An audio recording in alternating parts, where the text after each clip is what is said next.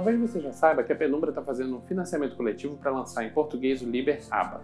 Uma pergunta que muita gente está fazendo e que eu acho muito razoável é por que, se essa pessoa já tem o Liber ABA em outra versão, seja física ou digital, ela deveria apoiar esse projeto. Existem várias respostas possíveis para essa pergunta, e uma das mais óbvias é a tradução e os comentários do Marcelo Mota, um brasileiro altamente respeitado na comunidade telêmica, tanto no Brasil quanto fora. Outra resposta óbvia é que ter esse livro em papel é superior a ter um PDF, porque afinal de contas se trata de um material de consulta. Ter um volume único, como é o caso da nossa edição, é superior a ter esse mesmo material espalhado em 1 milhão de livros.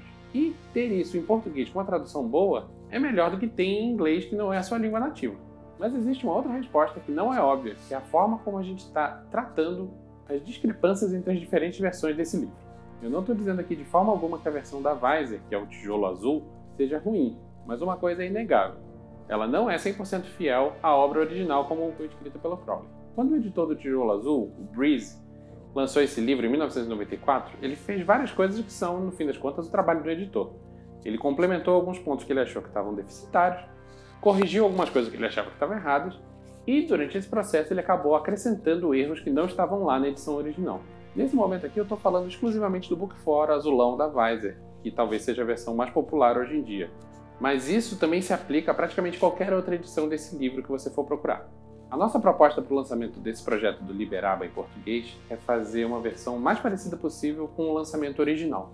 Para ilustrar a forma como a gente está trabalhando isso, eu vou dar como exemplo um caso específico que a gente está trabalhando dentro das tabelas do Liber 777. Se você tiver o 777 da Weiser, aquele da capa branca, pega ele aí, abre na coluna 53 das tabelas e dá uma olhada na linha 4. A coluna 53 é referente aos caracteres gregos. Na linha 4 você vai achar esse caractere aqui. Você pode até pensar que é uma letra C em itálico, mas na verdade essa coluna é referente aos caracteres gregos e não tem letra C no alfabeto grego. Isso é porque não é um C, é um sigma crescente minúsculo. Qual que é a diferença do sigma crescente para um outro sigma? Na verdade não tem diferença nenhuma na prática, são todos sigmas. E a única diferença do sigma crescente é que ele tem o formato de uma lua crescente. É só uma variação gráfica e nada mais. Se você quiser saber o que é um sigma normal, isso aqui é um sigma minúsculo normal. Acontece que se você pegar essa mesma tabela e der uma olhada na linha 2, você vai ver um outro sigma minúsculo normal. É, exatamente isso.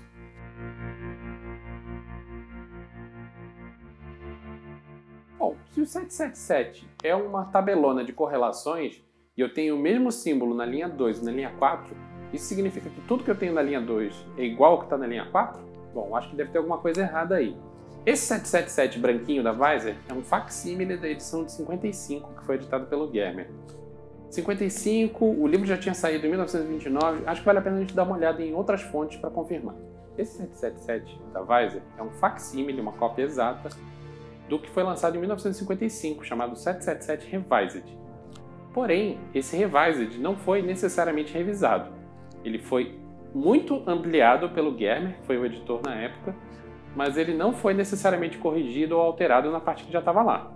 Então vamos dar uma olhadinha na versão que saiu originalmente em 1909 do 777. No site keepsilence.org tem scans em alta qualidade de vários materiais telêmicos. Um desses materiais que está disponível é o 777 original. E se você for olhar esse material original, você vai ver que ele é idêntico ao que foi publicado pela Weiser nessa página em particular, que é a página 14. Se você quiser conferir por conta própria, dá uma olhada no link que está na tela. Bom, a gente está falando de facsímile para cá, facsímile para lá, um é cópia do outro. Bom, o tijolo azul, que é a versão da Weiser, Book 4, não é facsímile. Vamos dar uma olhada nele então para ver o que está de diferente. Se você tem aí o tijolo azul na sua casa, abre ele na página 559, coluna 58 e dá uma olhada na linha 4. Você vai ver esse símbolo aqui. Esse é o nosso velho conhecido, o sigma minúsculo. Mas aí a gente tem um problema, porque na linha 2 tem exatamente o mesmo símbolo, o mesmo sigma minúsculo. E dessa vez não tem nem a desculpa do formato de lua crescente para fazer uma diferença entre os dois. Ué, o que está acontecendo?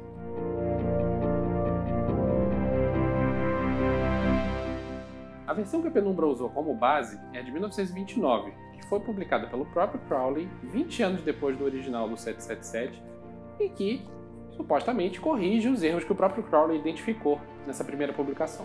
E nessa versão de 1929, a gente encontra, na linha 4, uma outra coisa que a gente não viu até agora em nenhuma outra edição, um iota minúsculo. E na linha 2 a gente vê uma outra coisa que não tinha aparecido até agora, que é um sigma minúsculo, porém um sigma diferente dos outros que a gente viu até esse momento. Por que ele é diferente? Esse é um sigma convencional, porém ele é um sigma usado exclusivamente para final de palavra. Ele não pode ser usado no meio de uma palavra. Vamos dar uma olhada então em como ficou a tabela original de 1929.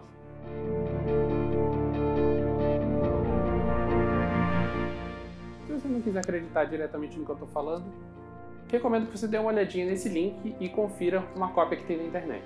Nesse arquivo em particular, você vai dar uma olhada na página 63. Mantendo coerência com a nossa proposta de ser fiel à edição de 1929, a edição da Penumbra vai trazer na linha 4 o iota minúsculo e na linha 2 o sigma de final de palavra.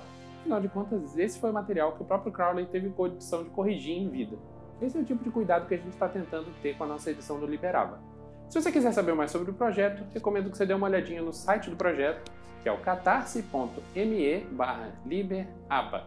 O projeto já passou bastante dos 100% do financiamento, é certeza que vai sair, e se você tem algum interesse em telema ou em magia de forma geral, eu acho que é uma bela coisa para você dar uma olhadinha. Obrigado por terem assistido, se você quiser saber mais novidades, assine o nosso canal do YouTube, acompanhe nossas redes sociais e você vai ver outros materiais sobre esse mesmo tema.